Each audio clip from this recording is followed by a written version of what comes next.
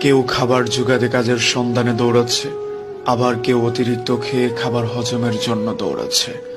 গভীর রাতে কারো বিলাসবহুল গাড়ি থামছে নিষিদ্ধ পল্লীতে, ঘরে অপেক্ষারত স্ত্রী দীর্ঘ শ্বাস ফেলছে। কেউ ভাঙা গড়ে থেকে ওই স্ত্রীকে নিয়ে অবিরত সুখের স্বপ্ন বুনছে। কেউ ভাবছে আর কয়টা দিন, ডিভোর্স পেপারে সাইন করলেই মুক্তি। কেউ একটা সম্পর্ক টিকিয়ে রাখার জন্য রীতিমতো যুদ্ধ করে চলছে।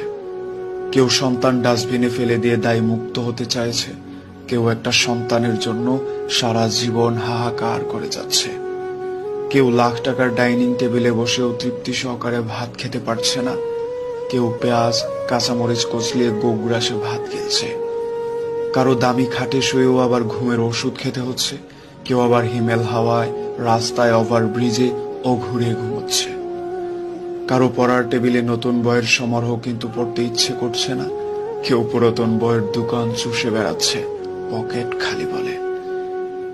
কেউ দামি গাড়িতে বসে চিন্তা করে সন্তানগুলো মানুষ হলো না, এতগুলো সম্পত্তি রাখতে পারবে তো।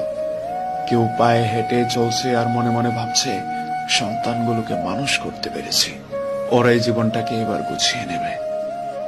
সত্যি, নানান রঙের মানুষ, নানান রঙের স্বপ্ন করে, তবে শেষ ঠিকানা সেই 3.5 হাত মাটির নিচে।